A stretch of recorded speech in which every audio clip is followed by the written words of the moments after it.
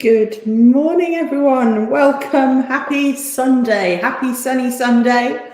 Welcome back to Kitchen Live with me, Lou, over here on the Crumbs and Corkscrews Facebook page, or you might be joining us from YouTube or from the Facebook group, or you might be catching up on replay as well. But wherever you're watching from, catching up from, hello.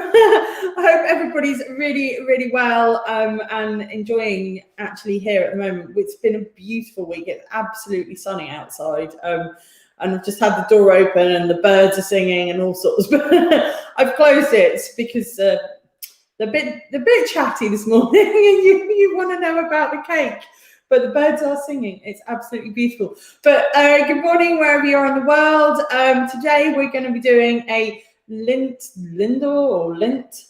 chocolate mousse cake. I can't wait. I've had a box of these in the cupboard for ages that I've been trying not to eat, especially for today. But we're going to get started in about a minute and just give a countdown as usual. Let people get in and get settled.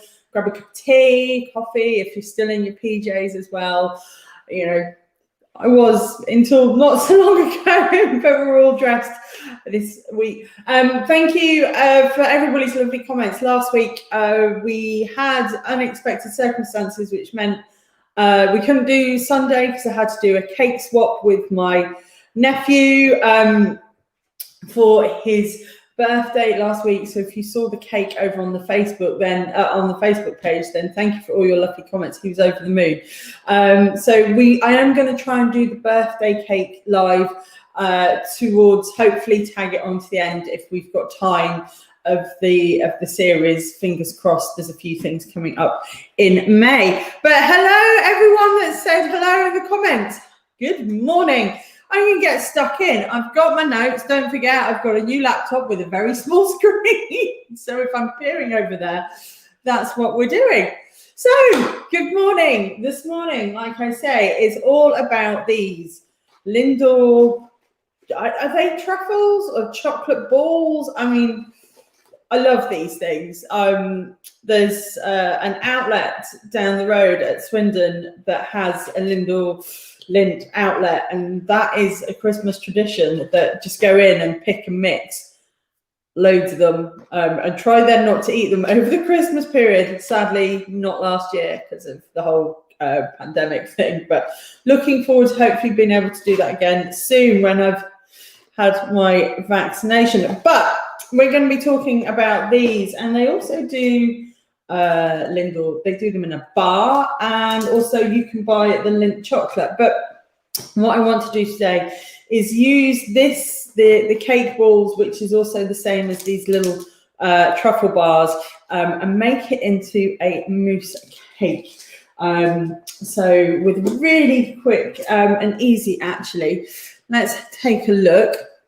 So the LINDT chocolate mousse cake is also known, some people might call it a bubble wrap cake, because when we finish this off, what we're going to do is we're going to take the chocolate balls and we're going to pop them dome side up on the top, so you get that bubbly, bumpy look and feel across the top of your chocolate mousse cake. So some people, you might find it called a bubble wrap cake, which I love it. You know, just all that gives you the feeling of scrunching everything up and popping on the bubble wrap. It's going to serve about 8 to 10 people. I'm having to look at this really closely again to see what I said, because I did it last night. Yeah, it's going to serve about 8 to 10 people. We're going to be doing, this recipe here is for an 8-inch version. I'm going to be making a 6-inch for you today, just obviously because it's Ian and myself. And an 8-inch is quite a lot to get through between the two of you, us, especially when I'm trying to be good. But we're going to get this quite, it's quite a dense cake layer. It's not a cake sponge.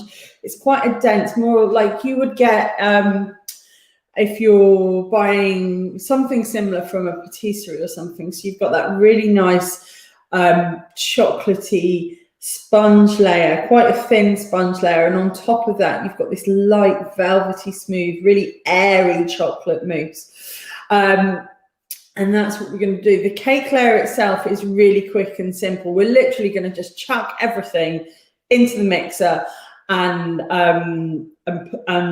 whiz it all up and then pop it into the oven. So I'm hoping I'm going to be able to do everything all together for you at once. You can make it ahead, so you can make this ahead for a couple of days, or you can make the cake ahead and freeze it and then get everything ready.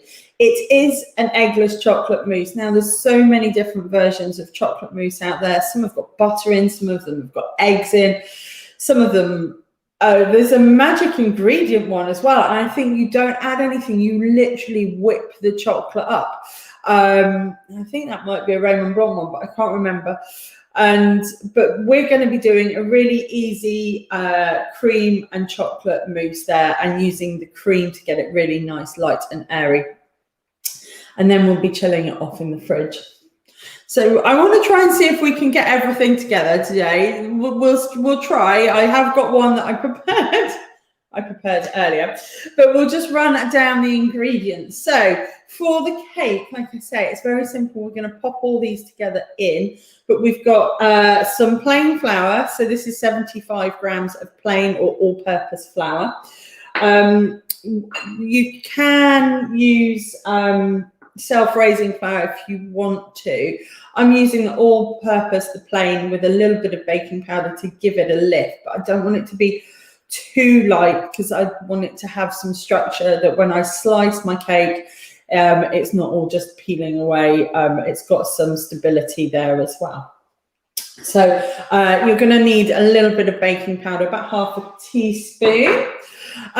You also need sugar. So I'm using, actually, I've got caster sugar listed here, but I'm using a dark muscovado sugar. When I was getting the ingredients out this morning, I thought, ooh, that would be quite nice. Give it a bit more of a caramelly sort of deep flavour, that when it contrasts with that light and airy mousse will be really nice. You'll get the contrast there. But you can use regular caster sugar, regular caster sugar, just plain white.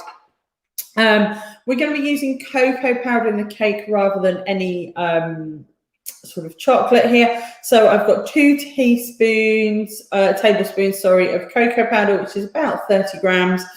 And I'm using the regular cocoa powder. Last night, the one that I made, I'd used the dark cocoa powder, which you'll see when I show you that later, because I forgot I finally remembered to buy the regular cocoa powder.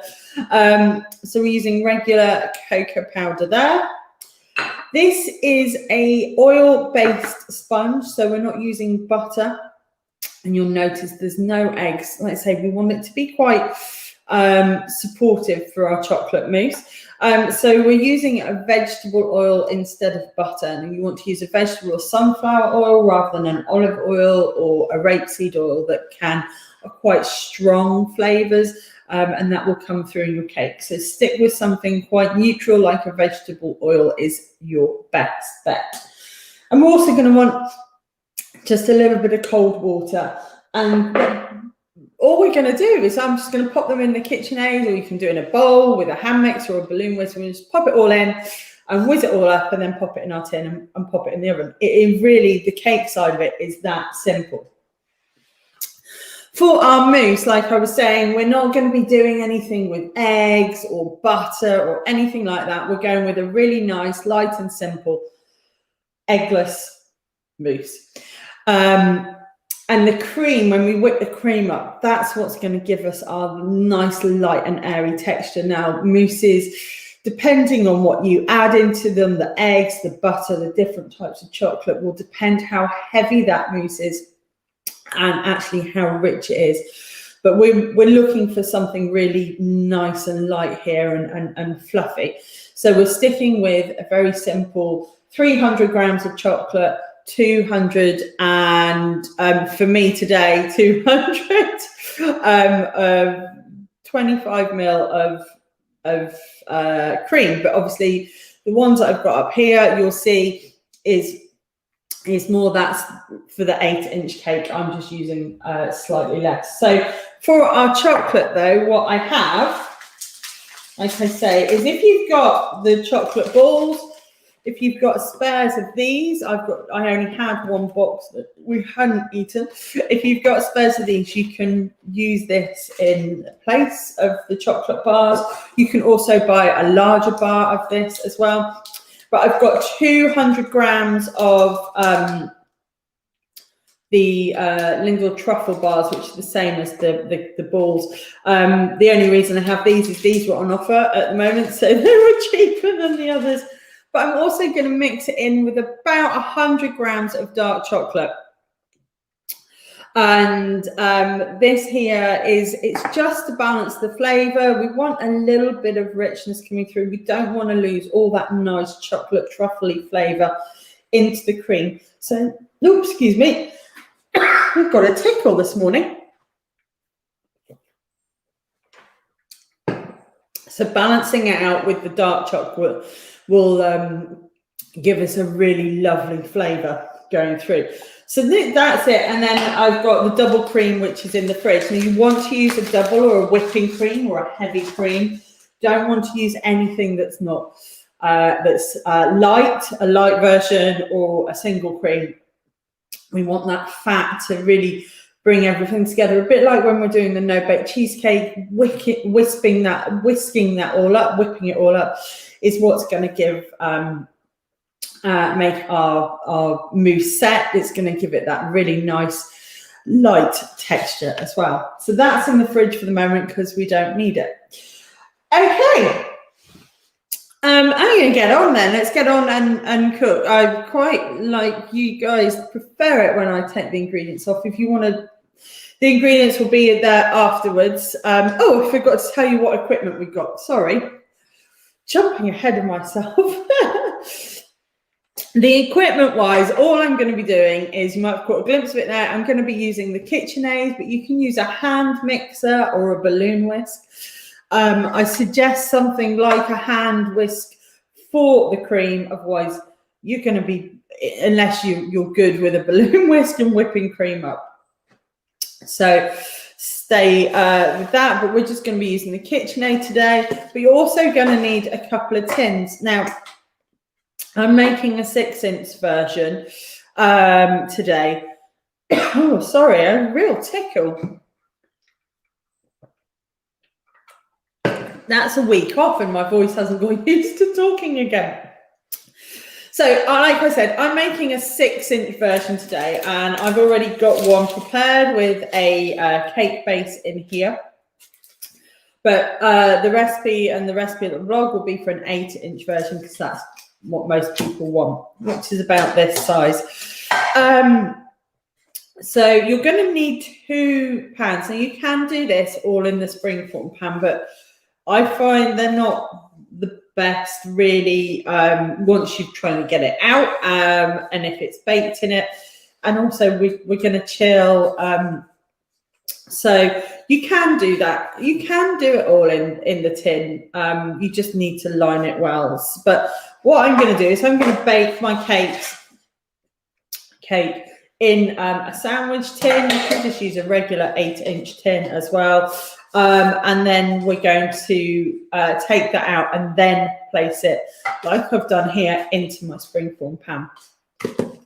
I am going to be making the 8-inch cake today, and then I'm going to be cutting it out of to fit my tin, purely because I want a really nice, good seal. My 8-inch pan and my 8-inch springform are slightly different in size,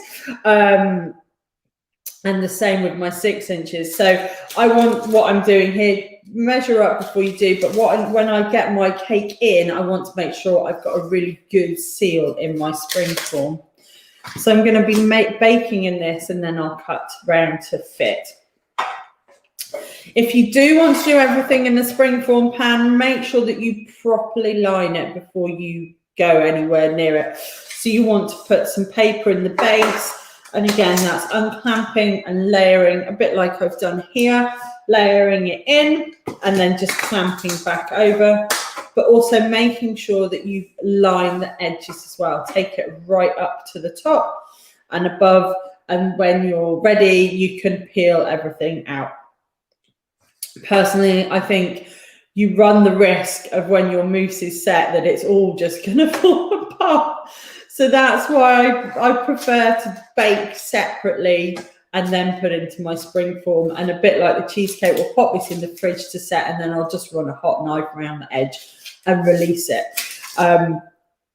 It's entirely up to you. It depends on what pans you've got and if how confident you're feeling. But I'm going to bake mine in my tin. So I'm just going to get rid of that.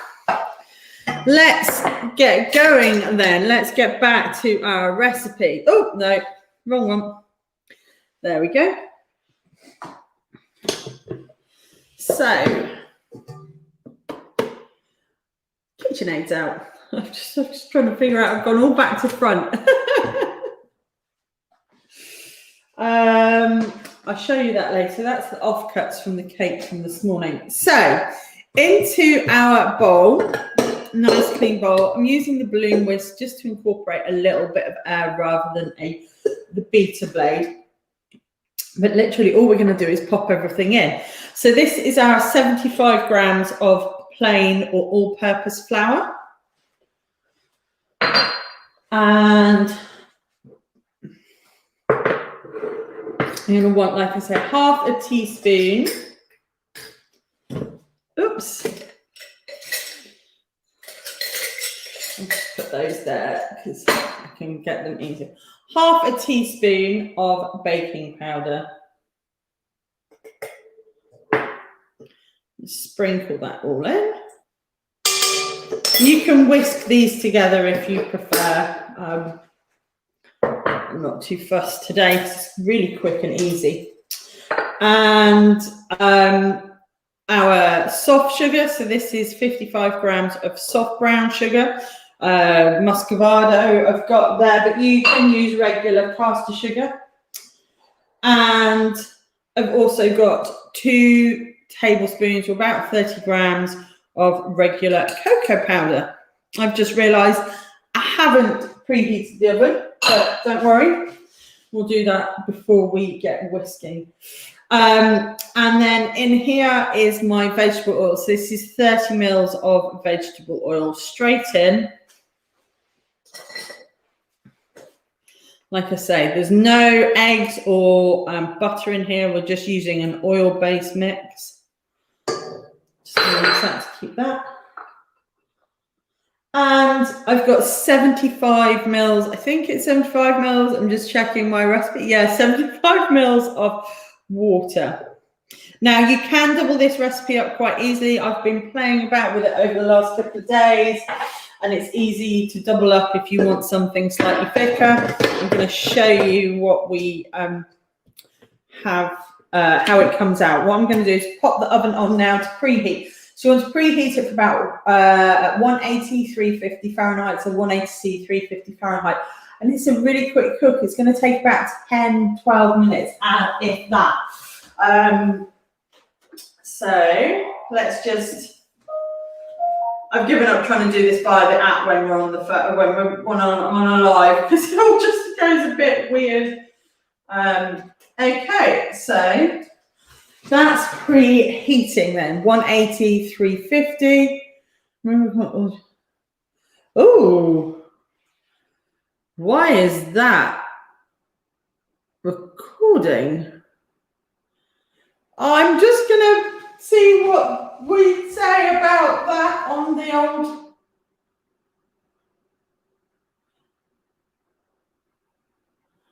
Is that turned off? Aha, card full. That's fine. You don't really want to see the card full message, but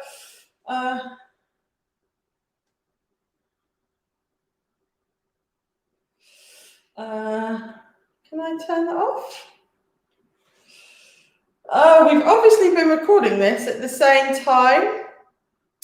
There we go. Just ignore me for the moment.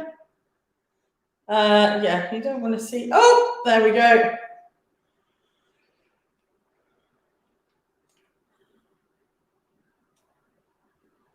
Right. Oops, I can't see I can't see the screen now. Oh dear. I thought this is going all too good to be true today.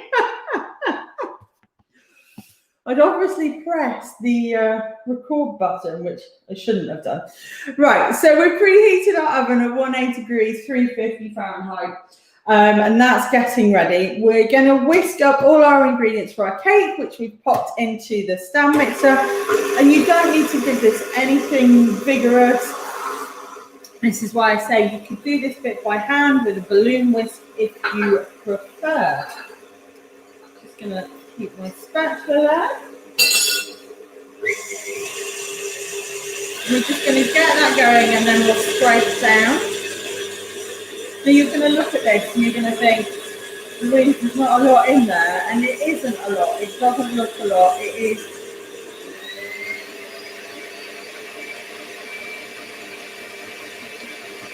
really simple. So I'm just going to lift this up and just going to scrape down the bits from the side. I'm not going to take the bowl off because it is quite runny, and I'm just going to make sure that all my dry ingredients there are mixed through.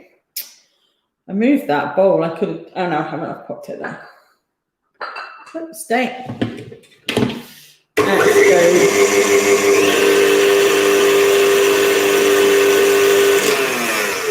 That's all we need for our cake then. That is preheating. Just double checking. So we're going to bake this cake in an 8-inch sandwich tin. And then I'm going to cut it out for my 6-inch. But you can bake it in an 8-inch and put it into an 8-inch springform, like I said. I'm just making sure I get a really nice tight seal. So in here, the only things you need to do really is, if you're not baking this in your spring form as well, is we just need to line the bottom and grease the sides. So depending on how good your pans are as well. Just get rid of that.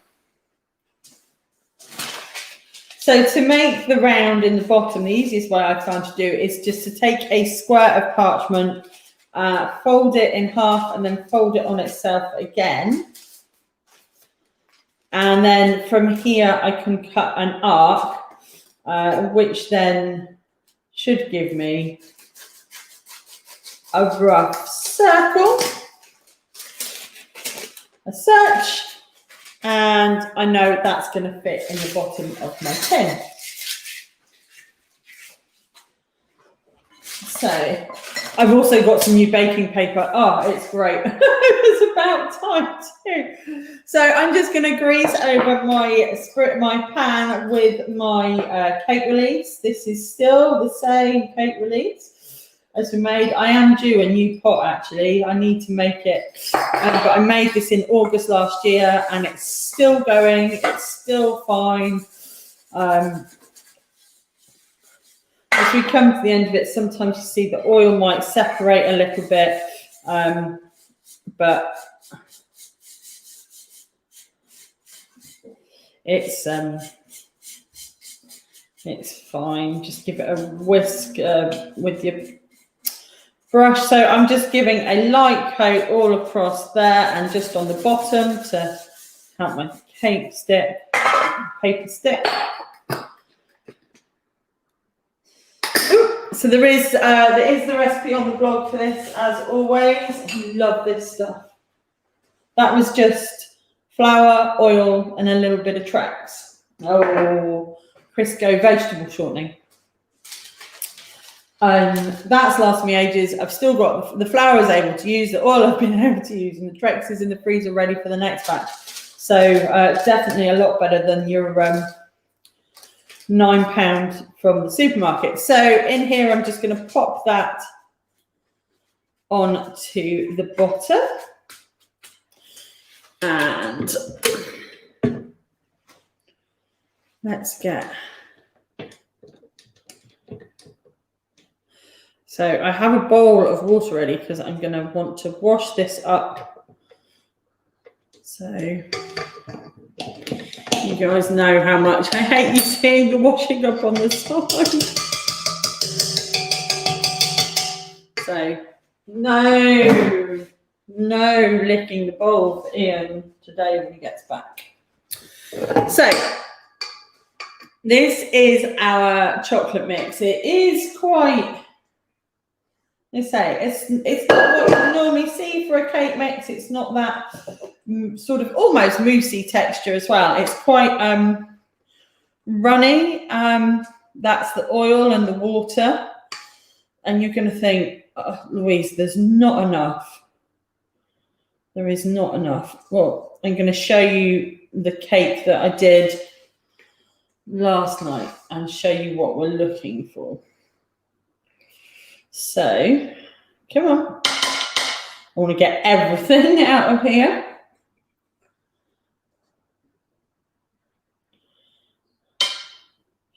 Oops, come on. There we go. Grab that into there because we're going to wash that up in a moment. Now you can use an angled spatula or the back of a spoon to level this off. So gently just move it around. Your baking parchment shouldn't slip unless you, like me, it's just a little bit too short. But give it a hand just to move it around and level it off.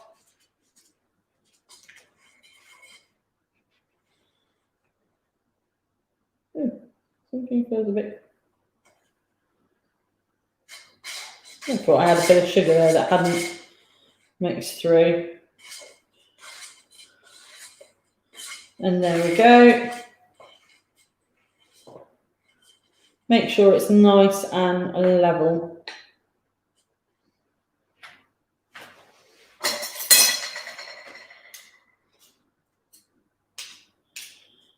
Don't want to waste that a little bit. There we go.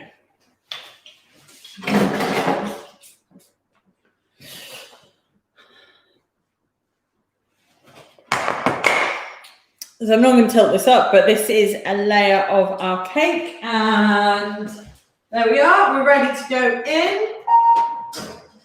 Pop that in for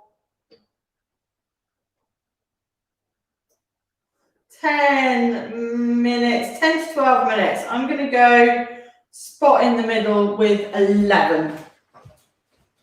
So that's going to bake, and like I say, it's only a quick bake, and it's going to come out, and then we'll leave it to cool, and then we're going to trim it down to size. Now, as I said, it's a really thin cake. It's quite a dense cake because we're going to support our nice chocolate mousse with it. Now, you have to excuse these offcuts. They're sat waiting for Ian, but I trimmed down one that I did last night. So in here, I'm not going to take it out unless I decide to use that one instead. I've got a chocolate sponge that's already in there. Now, like I say, I used the dark cocoa powder last night because I forgot I'd bought the regular one. So it is, as you can see, it's quite dark. It's not black, it's just really dark.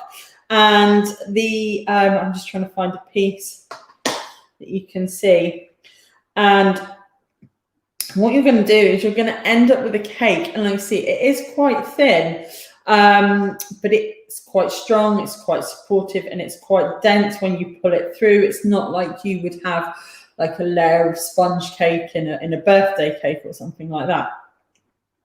And the reason being is it's because it's strong. We're going to support our mousse with it. We don't want it to be. It's gonna get a little bit soggy, but we still want it to have some structure. So when we slice our mousse cake, it doesn't all fall apart on the bottom. So this here is quite a nice dense cake, and I put it sort of with I call it the shiny side, but this is the top bake side of this because it's oil. It's not going to go crispy, and that's the side we're going to put upwards that our mousse is going to sit on top of.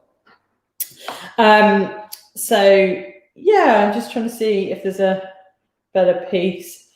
And this is here, so you won't be able to see it, but it's really, oh, I don't know. This is where I need the phone cam, but the bowl cam, but it's not working. It's meant to connect over Wi-Fi and it drops out. So, but it is quite a narrow. I guess you could see it against my finger there. It's quite a thin sponge. And that means if you wanted to, you could make a couple of different layers of this. You could make this a couple of times. You could put a layer in, some mousse, another layer, some mousse, and then finish off with our topping. But I'm just going with the one layer there. So yeah. So then we're going to, I'm just going to wash up in a moment for you. That'll be exciting. But then we're going to talk about mousses. But you say this in here is my 6-inch. Now I baked this last night. It came out. I'm going to leave it to cool, take it out of the tin, allow it to cool, peel it back, and then I was able to trim down to size. Depending on how you're doing this, like I've done, if you want to bake it in a separate cake before putting it into a spring form, make sure that you can get a really nice tight seal between the two. Otherwise, you might need to bake a slightly larger one and trim it down like I've done. Because when it's in, we want it to sit really close to the sides. We don't want the mousse to sink down the sides or spew out the bottom or anything like that. So we want this nice tight texture, this nice tight fit against the side of our tins. So you can bake in the springform pan, but remember, before you add the mousse, you really need to let it cool down. The beauty of this as well is that I can cool the cake, chill the cake, put it together, and then get the mousse ready, and it can all go in at once. Otherwise, you have to let the tin cool down completely. So I'm just going to pop that to the side for the moment, and we're going to talk some chocolate. But I'm just going to wash up quickly whilst you're there. But you don't have to do this with, I'm just looking around the top of the kitchen. You don't have to do this with LINDT chocolate or LINDT chocolate. If you don't want to, you could do it with something like just a regular milk chocolate, or a different sort of, you could use chocolate orange or mint chocolate or something like that. Or you can use the different LINDT balls. Like I say, there's so many out there that you could try anything, especially something like the salted caramel ones, which are one of my favorites, although the coconut one is my utter favorite. So just going to grab a tea towel and then we'll get sorted. And you could also do something with this, like you could pop in some Nutella, or I don't know, would Biscoff be right? I think it might be a bit too much for me, but you could use the chocolate caramel spreads and things like that to add an extra bit in there for flavor. You could also, if you didn't want to do a cake, you could do a brownie base as well. And that said, if you want something that's a little lighter, a little bit more cake-like, you can do a regular sponge on that base. But remember, it will be a lot lighter. Structure-wise, is going to be a little bit sort of not so supportive when we're cutting things. But you can also bake this cake in advance. You could bake it in advance and freeze it and then come back to it. Right, let's get rid of the tea towel. There we go. That's looking good in there. So, cream as well.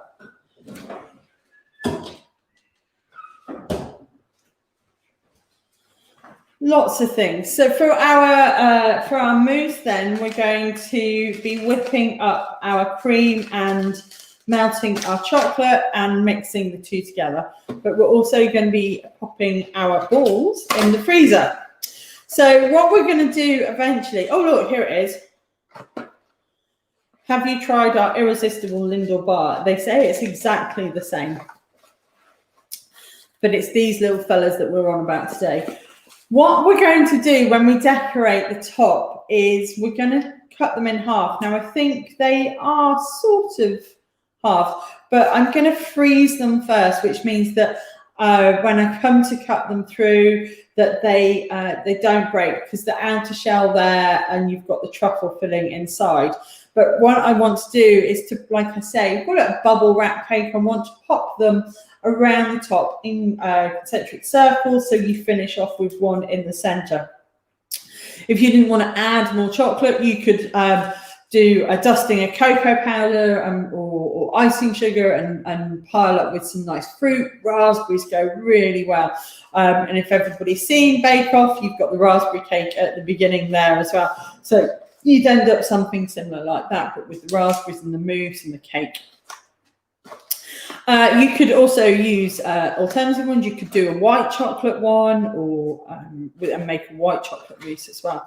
But I'm going to pop these on the top. So I'm going to pop these now into the freezer. I'm just going to pop the box in the freezer. This actually, I'm not going to need all of these. I'm just going to see. We've got 2, 4, 6, 8, 10. So there's 16 in a box, which by the time of halves is going to give you 32 halves, which is definitely going to be enough for your 8 or even a 9-inch mousse cake. So literally, I'm not going to decant it into another box. I'm just going to pop these into the freezer now. You need to find somewhere in the freezer to pop them. Okay. Oh, no.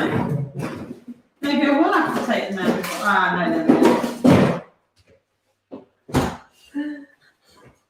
Typical. So they're in the freezer. You don't want them to be rock hard, but you want them to be solid enough that you're not having to, you're not breaking the shell. So I'm just going to leave them in there until I'm ready to decorate the top.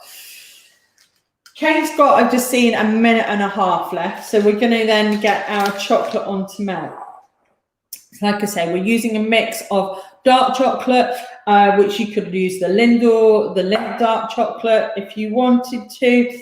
And you want to use something that's not, I mean, I normally say use a 70% plus dark chocolate, cocoa solids in it. But for this, you don't want to be going that heavy because it's just too rich, unless you really want that. But you can only want a little bit of a slice. So we're using just the lower percentage dark chocolate, and then we're going to be adding, so there's 100 grams of that. I'm going to be adding 200 grams. Should have opened these up before I did this. Every time I say I should open stuff, like the carrots the other week. So this is slightly, you know, you can get this in, I'm desperate to eat one of these. I've been so good at the moment. Oops, let's not knock over the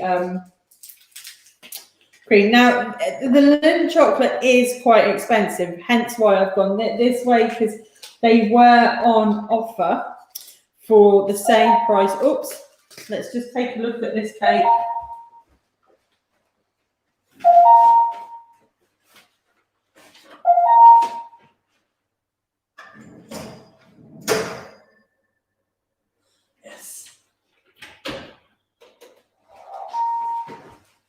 So we'll come back to the chocolate in a minute, but as you can see, I've just taken it out, and it's slightly different on the top. It feels quite matte. It feels quite dense. It doesn't feel fluffy, but that is all good. So I'm just going to leave that for a few moments. Let's get the chocolate done to cool in the tin. Then I'm going to tip it out onto my wire cooling rack. So I'm just going to leave that there for the moment.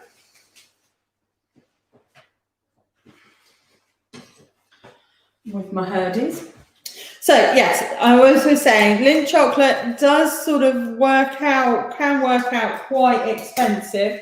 So this is why I'm using the bars, because they were on offer. You can buy the chocolate in a regular bar as well as the chocolate balls and these truffle sticks, I guess. And the bars are 100 grams, so it's the same. It's like 200 grams, which is what we need. But these were on offer as two for. Crikey, I can't remember. They were better offer than buying 2 of the regular bars of chocolate. So hence we've got these. And I'm sat here smelling it, thinking I might just save one of these for myself. It's killing me. It's killing me. Actually, I might do. I think I'm judging this, thinking actually, because remember I'm doing the 6-inch and you'll be doing the 8. I'm looking at this thinking I've got quite a bit of chocolate in here. I'm going to add one more. Actually, I'm not. I'm going to save. So that's for this 6-inch one. I'm using 250 grams. I'm going to add one more, 275. These are 25 gram bars. And I'm saving one for myself. Right. That's my treat for later. Or Ian's if he gets his hands on it first. So what we're going to do now is we're literally just going to melt our chocolate very, very gently now. I'm going to do this in the microwave because we now have a microwave. Yes. But you can do it over the hob. Just put a pan of water on and bring it to a simmer. Make sure your bowl sits firmly over top. You don't want the bowl sitting on the water or fitting into the pan because it's just going to end up in trouble. So your bowl would sit on top and just allow the heat from the water to melt your chocolate. I'm going to pop it in the microwave. We're going to do it in 30-40 second blasts, and then I'm just seeing all these comments. Everybody's popping in now. Hello, Amy, John, and everybody. Good morning. This is killing me, guys. I desperately can smell and want chocolate, and all I can smell is this bowl of Lindt. It's just like yeah. So I'm going to pop this though in the microwave in 30-40 second blast, giving it a stir between. I'm not going to put it in and go full belt with it because we'll burn the chocolate. It'll go grainy. It will seize. We want it to be nice and smooth. So, and then I'll get it to a point where actually most of it is melted, and I'm just going to let the residual heat from that chocolate melt anything left over. So in it goes. Oh, we just need to have a move around of some trays because Ian's been baking bread. And microwave. And come on. It doesn't, I can never get it to go.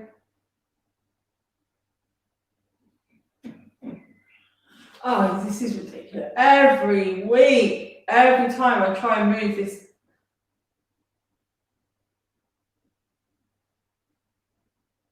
No, there we go. It's a little touch screen and I'm trying to get it onto max. Amy, you're doing so well. Treat yourself to a slice later. I will be treating myself to either a slice or this. It's a good job we've got Zumba tomorrow. Right. Oh, excuse me. I'm a real tickle today.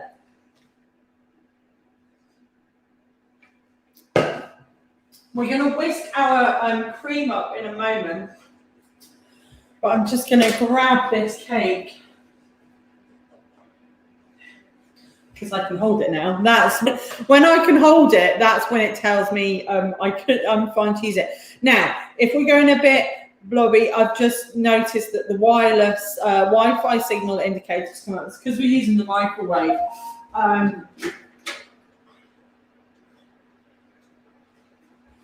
But I'm just going to keep stirring. So this chocolate it's started to go. So I'm going to pop it back in for the same.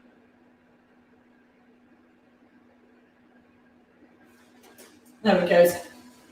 This is the multitasking bit. So whilst that's melting, we're just going to take our cake out of the pan.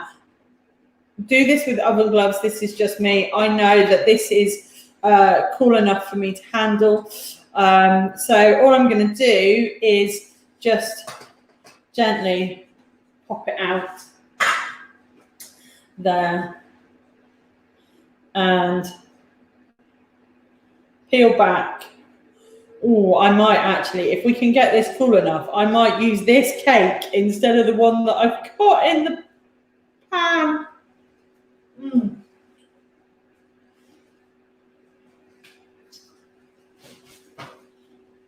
So I'm just going to lift this. If you can see, it is quite a flat cake. It's about a centimetre in parts, probably, and it will shrink back. But I'm just going to pop that over here whilst we, there we go. So our chocolate, oh, let's just turn that off because I'm going through it. So our chocolate then is almost melted, and there's lumps, there's still bits of chocolate here. So I'm just, oh God, it smells amazing. It smells Lindt chocolate. Oh my life. If I wasn't on camera, if I wasn't being good, I'd probably have put my face in this by now. Oh dear. Right, whilst the cake's cooling, I'm thinking, the more I'm sat here thinking is I might change the cake. I might use that cake that we've just baked. Let's see how we get to it. What time is it? Yeah, we've got a little bit of time. So that's just melting then, the residual chocolate in there. Oh, God, it does smell so good. I probably could have got away with not putting all of those in. Maybe two. Left two out rather than the one. And you can use this mousse mixture as well if you want. If I've got any left over, I'm just going to put them in little ramekins and set it in the fridge, so there's additional puddings. But I'm going to leave my chocolate now just to one side to cool down, because what I don't want to be doing is adding hot chocolate into my cream. So I'm just going to move that out of the way so I don't knock it. And let's talk making the rest of the mousse. The more I look at that, the more I know what I've got in here. I'm thinking we are going to swap it. So let's see what that's like after I've whipped the mousse up. Even if we get it to a point where we put it together. Right, so back into the KitchenAid. I've got my cream. This is double cream. You want heavy cream, whipping cream, or double cream.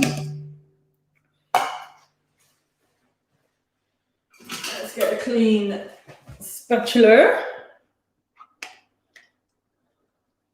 You don't want anything really light for this. You can do it, but it's not going to hold. We need that whippedness of this to give our mousse that light and airy texture. So there. We're not adding any extra sugar either. Like with the cheesecake, we add a little bit of, with the no-bake cheesecake, we add a little bit of icing sugar, powdered sugar, just to take the edge off that cheese, that sweetness. But because we're using the truffly chocolate, there's going to be a sugar content in there that we've got. We're balancing it with the dark, so it's not bitter. So I'm not going to add any additional sugar. Now, whipping our cream. So as you can see, we're not using eggs. We're not using butter in this mousse. So if you are worried about things with eggs, depending on where you are in the world, let me turn that back on. There we go. So if you're worried about anything with eggs, this one, if your ladies are pregnant or eggless, then this is a better option. And it's really easy as well. So I'm just going to whisk it up. Now, when you're whisking it, whether it's with a balloon whisk, a hand whisk, or a stand mixer, you want to only bring it to soft peaks. We don't want to over whip it. We don't want it to be thick. And when you've whipped cream, if you've over whipped it before, when it goes really coarse, because it's going to make our mousse really dense. So we want to take it to soft peaks. So we're starting it on low, and then we're bringing it up. And in the meantime, our chocolate is cooling down, and all I'll do is keep adding that on. So it smells so good. So yeah, really gentle, don't over whisk this. You could, if you wanted to, if you wanted to add any flavouring, you could add that as well. If you want to do a chocolate orange mousse, you could add a little bit of orange extract. Or I know Linda will now do these bars, and I think the regular chocolate in a orange version and the mint version, so you could have a chocolate orange or mint one, or you could use anything else really. You could add a little bit of extract, vanilla extract into that. We're not adding anything here, we just want it all to be about the chocolate. That's where I am today. So I'm just going to step this up a little bit and keeping an eye on it all the time. So like I said, I don't want to over whisk this. So it'll be too much otherwise. Just going. If you're doing this by hand with a balloon whisk, you'll be able to feel it as you're whisking it. You want quite a sturdy balloon whisk as well. That poppy one I have that we've used before from IKEA, no good for this. You need something that you can give a good beat with. And for the last few seconds, I'm just going to whisk it up on high.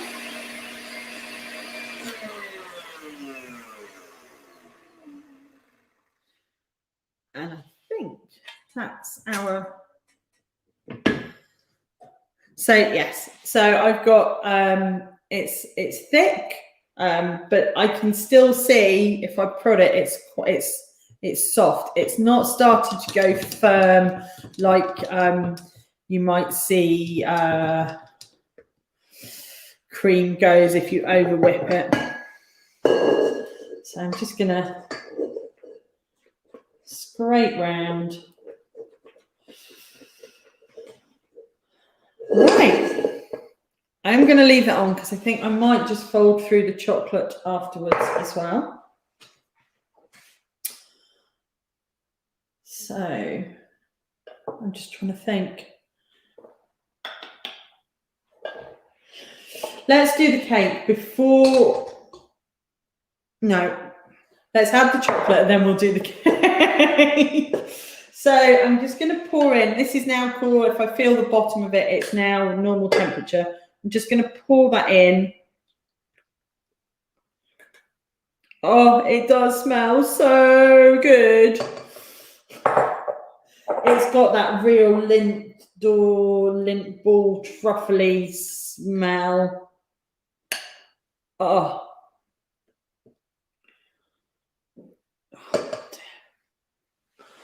I have to get rid of this bowl because my face will be in it in a minute.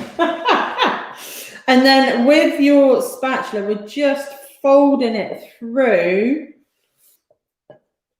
not whisking, but just folding it in. So it's not streaky. Oh, look. Now, the mousse means is foamy, light, and airy. So when you're doing this, don't beat it like I'm just doing this. I'm folding it in, making sure it's all It does smell amazing. It smells absolutely incredible. Making sure that I just get it in. And with mousse, the whole thing is about getting that air in, and how you get that in, whether it's whisking egg whites or whisking your cream up like this. That's the that's what you're looking for. So we're ready on the mousse. I don't need this anymore. I'm going to just pop those little bits in there. Let's get rid of that. Right. And we can go in there as well. So, as I said, I've been thinking about this cake.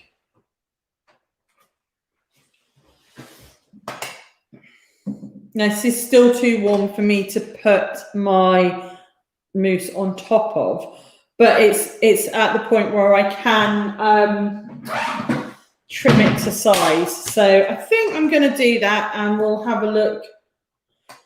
I'm just going to put it onto a board.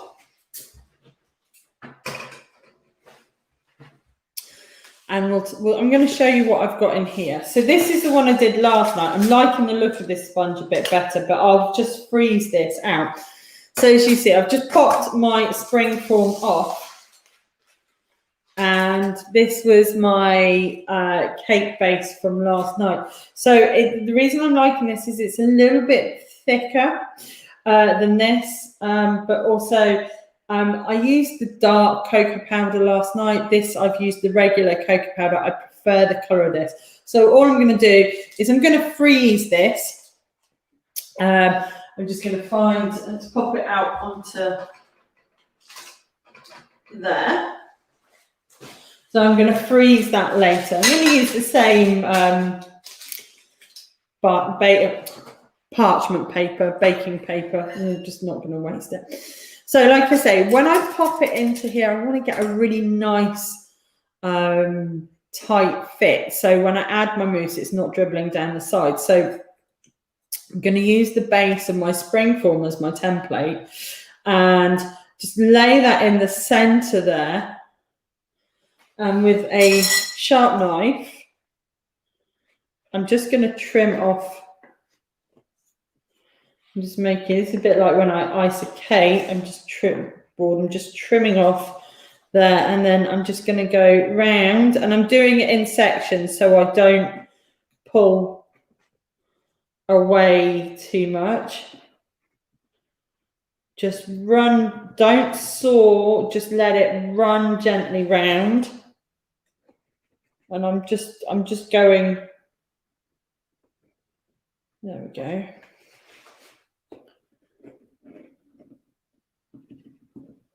There we are.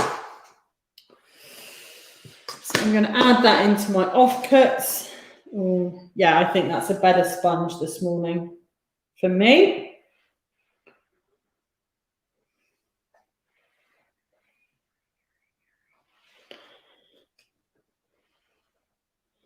And what I might do is if I've got some mousse left over, I might just lay these into little ramekins, make a little layer on the bottom.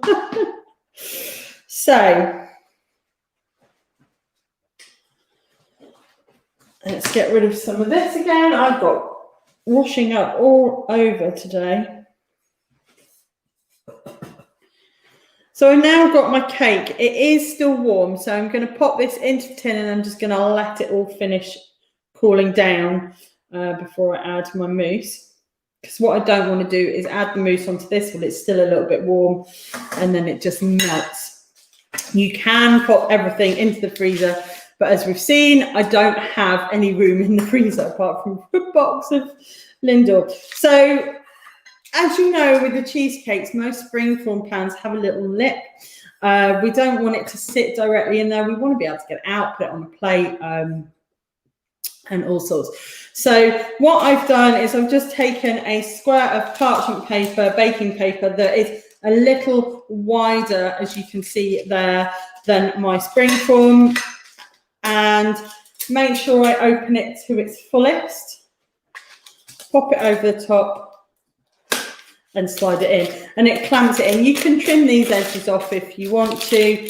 It's just when I found actually they're quite helpful being there, because then you've got something to slide when you're ready for it. So with our cake then, I'm just gonna, I feel it's gone warm.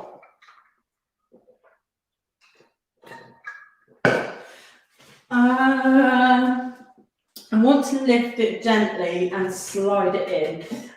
You can do that with a palette knife. I've got a big cake lifter thing. You don't need one of these unless you're doing big cakes, but this is quite an unforgiving, it's quite a forgiving sponge because of it being dense, like we said. But I'm just gonna, there we go, and push down.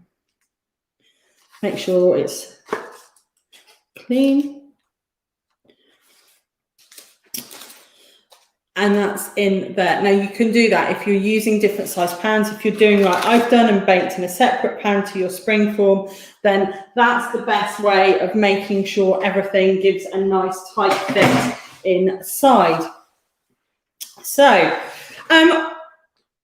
because I'm using that,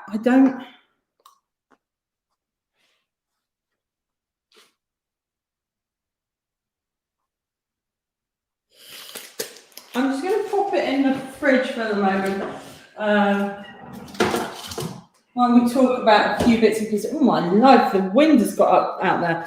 So I'm just going to pop that in the fridge, see for it to chill. I'm going to give it a few minutes just whilst we sum up really, and then I'll see if it's ready, see how it's feeling, and then maybe we'll put this in there before we're finished. But let's give it a few moments just to thingy. But let's whilst that's chilling, maxing and relaxing, or whatever Will Smith's, not that I sang the entirety of that yesterday whilst I was cleaning the carpets. I am living the life at the moment. It's there's so much going on here at the moment after we've moved, which is but it's good. So yes, cleaning carpets yesterday, back to baking this morning. So let's talk about this. This then today was a Lindt chocolate mousse cake. Using the chocolate truffle bars, you can buy this as the normal chocolate, or you can use the chocolate balls. We're using the chocolate balls, the chocolate truffles. They're in the freezer at the moment, so I can cut them in half to decorate the top. And that's what gives this its other name, which is a bubble wrap cake, because you get those lumpy, bumpy bits across the top. There. This one, if you use this recipe for an 8-inch cake, which it will serve, you will get about 8 to 10 slices of it. I've made a 6-inch one, so we're going to get, depending on how big, anything from 6 to 8 slices from that. You've got this really velvety, smooth chocolate mousse, and it's eggless. So we've got no eggs, no butter in there. It's really simple because that's what it's all about, making things quick and simple. So that's cream and chocolate. And it's on that chocolate sponge, quite the denser chocolate sponge, the thin one, to give it some support rather than a light sponge cake sort of sponge.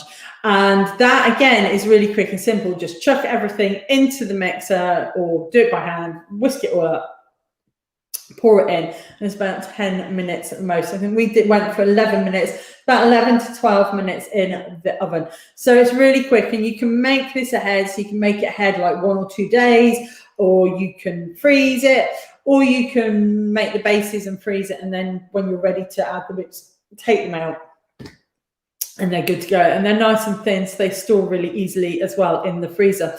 It's also, I guess, it's a good one for the kids because there's a lot of whisking involved. There's a lot of probably fingers in the bowls and licking the bowls because it's chocolate. I mean, it smells amazing. Ingredients wise then, as well as that being quite simple, don't worry, it looks a long list, but it's not. For the cake, we're just using an all-purpose or plain flour, and we're using a little bit of baking powder there to give it its rise. There is no eggs in this, so that's what's just giving it that little lift. But we want, like I say, we want it to be that narrow. If we look at the one that we've just baked, that narrower, thinner sort of sponge to give it a texture. We've got caster sugar. However, I used a brown sugar. I used a dark muscovado, but you can use a soft light brown if you prefer, or you could just use a regular white caster sugar. I've used the dark because I have got some in the cupboard, and I thought actually with this nice light mousse, it would give it a nice, richer sort of cake flavour as well. And there's no butter in that, so we're using oil. Remember, vegetable oil rather than a rapeseed or an olive oil. You want vegetable or sunflower oil because they're not going to taint the taste. And especially as it's quite a small sponge, you don't want anything like an olive oil that's just going to totally overpower that flavour. For the mousse, like I say, we've used double cream and we've used chocolate. We've used a mixture of the chocolate bars, the LINDT chocolate bars, which are the milk truffle, and the dark, because we want to counterbalance it really. These are quite sweet, they're quite sugary, so the dark chocolate, the bitterness from the dark chocolate just balances that out, so you get a nice chocolate mousse.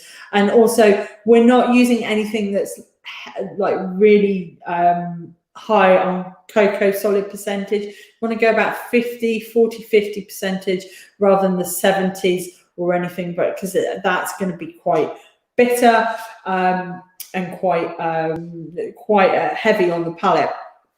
Unless, by all means, unless that's what you're after, then go for it. We've got no additional sugar in here because the sugar is coming from the chocolate, so this is already sweet enough. And to decorate those LINDT chocolate balls, the chocolate truffles, you can use whichever ones you want. I really like the coconut ones, and I think a milk chocolate one with a little bit of coconut cream in with the cream could really, with the chocolate, could really, oh, right, okay. That's an idea. And a nice vanilla coconut sponge, maybe drizzled with a little bit of white rum or something. Ooh, ooh. That's another one to think about. But again, they're one of those, a bit like the cheesecake. Once you've got that base, you can make lots of different variations. Equipment-wise, we did it all by stand mixer. You can use a hand mixer. You can even use the balloon whisk and do it all by hand if you prefer, but that's all you need. The only things specific is your cake tins. I've used a normal cake tin to bake in, and then I've popped it into the springform pan. You can do it all in the springform pan, but just remember you need to make sure that everything cools down and is before you add your mousse to it. And that's it really. And the thing is, what's going to happen now is I'm going to check to see what this cake is like, because it's been in the fridge for a few moments, and I need to get this mousse onto it. But then it's good to go. So yes, okay. So that's a few minutes in the fridge. That's nice and chilled now.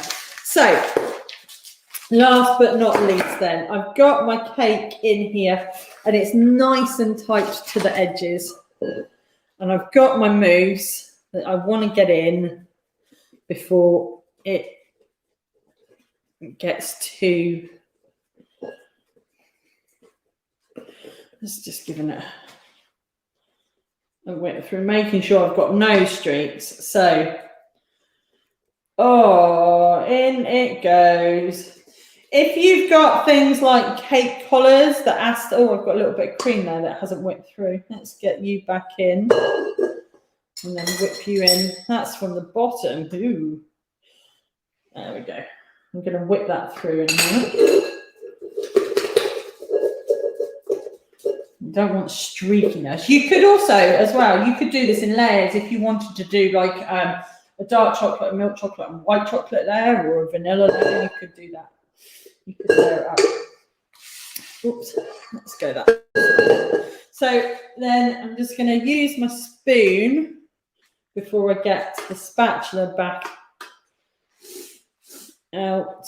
I didn't wash that one up when I did the washing up. And I'm just making sure it's nice and into the edges. It's nice and light. You can see that texture as you're smoothing it over. This would be a perfect one for garden gathering. Everybody's garden gathering. I mean, last weekend was the first time I'd seen the family since August last year. And garden gatherings are great, but it's also painful because you just want to give people a hug or what have you. It's been a long time. But May the 17th, and we might be able to, provided everything goes to plan. So I haven't really got a lot left in here to make mousse cake with, so I'm just gonna actually, not mousse cake, little pots of mousse. So I'm just gonna fill with the last of it. Now I know my mother's gonna go, can I make it low fat? I don't think you can make this low fat, Mum. I don't think you can make a light version of it. I don't think you want to. You just want to have this full fat. Right. So we're in. I am going to use the angled spatula to level it off. You know I love that.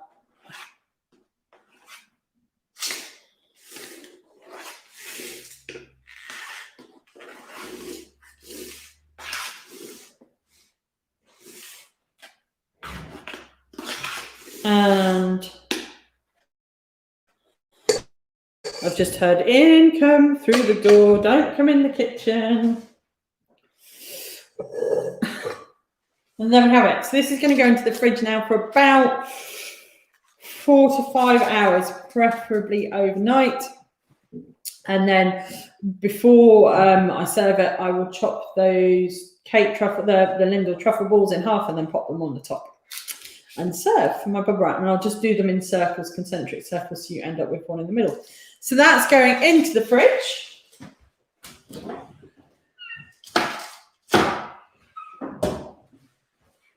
And that's it. Oh, I left the ingredients on while we're talking through that.